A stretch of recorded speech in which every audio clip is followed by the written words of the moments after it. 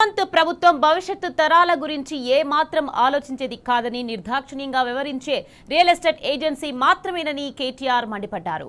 ఈ విషయం తాను ఎన్నోసార్లు చెప్పానని మళ్లీ చెప్తున్నానన్నారు. ఇక నియోపోలిస్ లేఅవుట్లు, పార్కులు, మల్టీ లెవెల్ పార్కింగ్ లాట్లు, షాపింగ్ కాంప్లెక్స్లు, కన్వెన్షన్ సెంటర్ల కోసం కేటాయించిన భూమిని ఎందుకు అమ్ముతున్నారో ప్రభుత్వంలో ఎవరు సమాధానం చెప్తారని కేటీఆర్ నిలదీశారు. ఇక మౌలిక సదుపాయాల కోసం కేటాయించిన స్థలాల వేలాన్ని రేవంత్ రెడ్డి వెంటనే ఆపాలని కేటీఆర్ డిమాండ్ చేశారు. దీంతో కాంగ్రెస్ ప్రభుత్వ ద్వంద్వ వైఖరి మళ్లీ బహిర్గతమైందని పేర్కొన్నారు. ప్రజా మౌలిక సదుపాయాల కోసం కేటాయించిన భూమిని మీ ప్రభుత్వం చిల్లర ఖర్చుల కోసం అమ్ముకోవాలని చూడడం దుర్మార్గమన్నారు. మీ ప్రభుత్వ తాత్కాలిక అవసరాల కోసం ఈ నగర భవిష్యత్తును వేలం వేలేరని తెలంగాణ ప్రభుత్వ ప్రధాన కార్యదర్శిని ఉద్దేశించి కేటీఆర్ స్పష్టం చేశారు.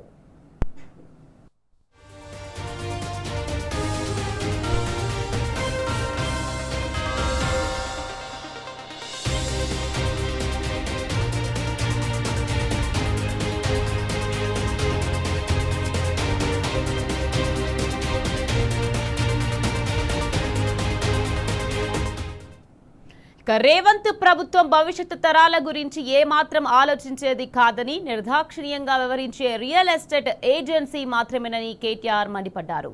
ఈ విషయం తాను ఎన్నోసార్లు చెప్పానని మళ్లీ చెప్తున్నానన్నారు. నియోపోలిస్ లేఅవుట్లు, మల్టీ లెవెల్ పార్కింగ్ లాట్లు, షాపింగ్ కాంప్లెక్స్లు, కన్వెన్షన్ సెంటర్ కోసం కేటాయించిన భూమిని ఎందుకు అమ్ముతున్నారో ప్రభుత్వంలో ఎవరు సమాధానం చెప్తారని కేటీఆర్ నిలదీశారు. మౌలిక సదుపాయాల కోసం కేటాయించిన స్థలాల వేలాన్ని రేవంత్ రెడ్డి వెంటనే ఆపాలని కేటీఆర్ డిమాండ్ చేశారు. దీంతో కాంగ్రెస్ ప్రభుత్వ ద్వంద్వ వైఖరి మళ్లీ బహిర్గతమైందని పేర్కొన్నారు.